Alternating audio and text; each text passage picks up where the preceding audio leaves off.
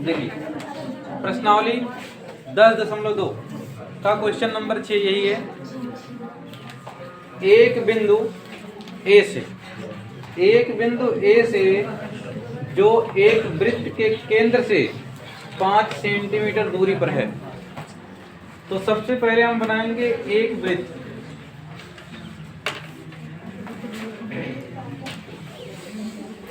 ये हो गया देखिए आपका एक वृत्त।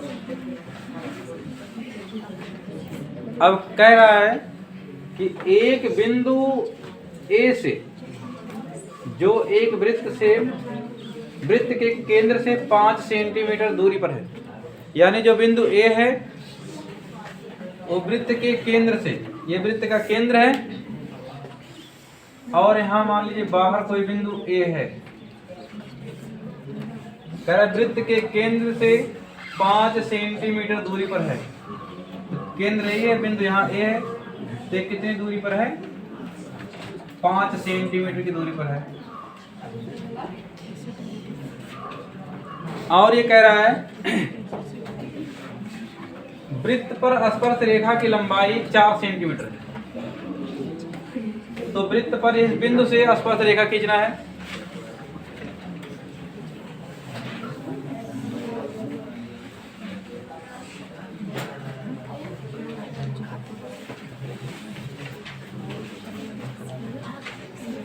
देखिए ये स्पर्श रेखा हो गई और जहां स्पर्श कर रहा है इस स्पर्श बिंदु को हम मान लेते हैं P, इसको मान लेते हैं O। अब कह रहा है एक बिंदु A से जो वृत्त के केंद्र से 5 सेंटीमीटर दूरी पर है। तो वृत्त के केंद्र से एक बिंदु जो A है वो 5 सेंटीमीटर की दूरी पर है। ठीक है। वृत्त पर स्पर्श रेखा की लंबाई 4 सेंटीमीटर है। तो इस बिंदु से जो स्पर्श बिंदु है यहां तक की लंबाई दिया है 4 सेंटीमीटर। ये 4 सेंटीमीटर हो गया। अब कहा है कि वृत्त की त्रिज्या बताइए। तो देखिए वृत्त के केंद्र से, देखिए परिधि है, वृत्त के केंद्र से परिधि तक की दूरी क्या कहलाती है? त्रिज्या कहलाती है। और एक चीज आपको और भी मालूम होगा कि वृत्त के केंद्र से यदि स्पर्श बिंदु पर कोई रेखा खींची जाए, वृत्त के केंद्र से यदि स्पर्श बिंदु पर कोई रेखा खींची जाए तो हमेशा ही ये 90 अंश का कोण बनाता है। हमेशा ये 90 अंश का कोण बनाएगा। और 90 अंश के ठीक सामने वाली भुजा बन जाती है कर्ण। ये हो जाता है आपका लंब और ये हो जाएगा आपका आधार। तो सीधा अगर 90 अंश बन रहा है समकोण त्रिभुज तो सीधा एक का सूत्र लगेगा पाइथागोरस प्रमेय। कर्ण का स्क्वायर बराबर लंब का स्क्वायर धन आधार का स्क्वायर। कर्ण की लंबाई दे रखी है 5, क्योंकि 90 अंश के सामने वाले भुजा कर्ण बनेगा। 5 का वर्ग बराबर लंब, लंब ही आपका ओपी है जो कि त्रिज्या है। ओपी का वर्ग प्लस आधार P से लेके A तक, ये तो आधार बना है, ये है 4 का वर्ग। 5 का वर्ग हो गया 25, OP का वर्ग 4 का वर्ग हो गया आपका 16। 16 यहाँ प्लस है, इधर आ जाएगा माइनस। 25 माइनस 16 बराबर OP का स्क्वायर। 25 में से 16 घटेगा, आ जाएगा 9 बराबर OP का स्क्वायर।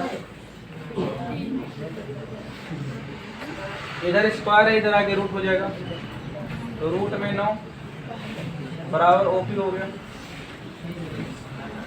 9 का वर्गमूल हो जाएगा 3 OP। यानी कि जो वृत्त की त्रिज्या है तो वृत्त की त्रिज्या आ गई 3 सेंटीमीटर। तो यहाँ लिख देंगे त्रिज्या बराबर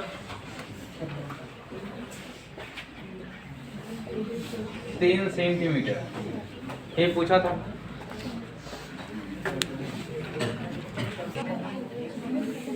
देखिए क्वेश्चन नंबर 7 यही है। दो संकेंद्रीय वृत्तों की त्रिज्याएं 5 सेंटीमीटर तथा 3 सेंटीमीटर है।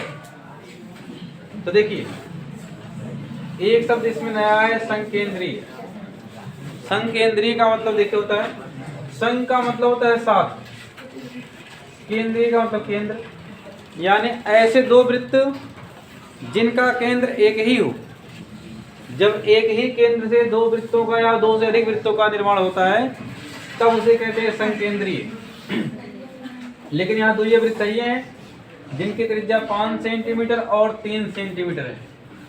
तो हमें दो वृत्त बनाने हैं, वो भी एक ही केंद्र से। तो मान लीजिए प्रकार के क्या रखेंगे, तो पहले एक बनाएंगे, एक वृत्त, और इस वृत्त की त्रिज्या रहेगी 3 सेंटीमीटर। फिर कह रहा है यहीं से एक वृत्त और बना दो जिसकी त्रिज्या हो जाए 5 सेंटीमीटर। अब छोटे की त्रिज्या दे रखा है 3 और बड़े की त्रिज्या कितनी रहेगी 5। कह रहा है बड़े वृत्त की उस जीवा की लंबाई, यानी इस बड़े वाले वृत्त में एक जीवा बनाना है, लेकिन कहाँ बनाना है बताएगा। उस जीवा की लंबाई ज्ञात कीजिए जो छोटे वृत्त को स्पर्श करती है, यानी इसमें जीवा बन जाए और इसको स्पर्श करे। तो यहाँ भी स्पर्श करा सकते हैं, यहाँ भी करा सकते हैं, यहाँ भी करा सकते हैं, कहीं करा दीजिए स्पर्श, केवल स्पर्श करता हुआ जाए। ये देखिए ये रेखा AB बड़े वृत्त की जीवा है और छोटे वृत्त को स्पर्श करता हुआ गया भी है। यही हमसे कहा था कि बड़े वृत्त की उस जीवा की लंबाई, ये जीवा है, जो छोटे वृत्त को स्पर्श करती हुई जाए। यहाँ देखिए छोटे वृत्त को स्पर्श करती हुई जा भी रही है। और यहाँ जो त्रिज्या दे रखी है, तो बड़े की त्रिज्या है 5, तो देखिए परिधि है और ये केंद्र है, तो केंद्र से परिधि तक की दूरी क्या कहलाती है त्रिज्या, और इसकी त्रिज्या दे रखी कितनी 5 सेंटीमीटर। ये बड़े की त्रिज्या हो गई, ये केंद्र है और ये क्या है परिधि है छोटे वृत्त की। तो वृत्त के केंद्र से परिधि तक की दूरी कितनी हो जाएगी त्रिज्या हो जाएगी, और इसकी त्रिज्या कितनी दे रखी है 3 सेंटीमीटर। अभी देखिए O हो गया, यहाँ P हो गया मान लीजिए।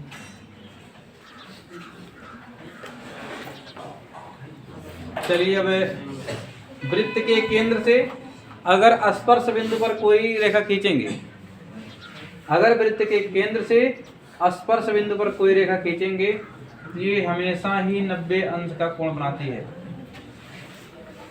और जैसे ही 90 अंश का कोण बनाएगा तुरंत ये हो जाएगा समकोण त्रिभुज, और समकोण त्रिभुज में फिर सूत्र लग जाएगा कर्ण का वर्ग बराबर लंब का वर्ग प्लस आधार का वर्ग। तो 90 अंश के ठीक सामने वाली भुजा आपकी बन जाएगी कर्ण। तो कर्ण आपका दे रखा है 5, 5 का स्क्वायर, लंब दे रखा है आपका 3, 3 का स्क्वायर प्लस आधार। त्रिभुज केवल ये छोटा वाला है, तो आधार केवल A से लेके P तक होगा, AB का स्क्वायर। तो यहाँ देखिए 5 का स्क्वायर हो गया 25, 3 का स्क्वायर हो गया 9 प्लस AP का स्क्वायर। 9 यहाँ प्लस है, इधर आएगा हो जाएगा माइनस। तो 25 माइनस 9 बराबर AP का स्क्वायर। 25 में से 9 घट जाएगा, हो जाएगा 16 ये बराबर AP का वर्ग। इधर स्क्वायर है, स्क्वायर का पक्षांतर होता है रूट, तो रूट में हो गया आपका 16 बराबर AP। इसका 16 का वर्गमूल हो जाएगा 4, तो AP बराबर आपका आ गया 4। और ध्यान देना AP जो है ये केवल आधी लंबाई है, और हमें कहा था बड़े वृत्त की उस जीवा की लंबाई। तो बड़े वृत्त की जो जीवा है A से लेके B तक, ए बी की लंबाई, क्योंकि यही बड़े वृत्त की जीवा है, तो जितना ए से लेके पी तक है उतना ही पी से लेके बी तक है, तो 4 + 4 हो जाएगा, और पूरी लंबाई कितनी हो जाएगी 8। तो जीवा की लंबाई हो जाएगी 8 सेंटीमीटर।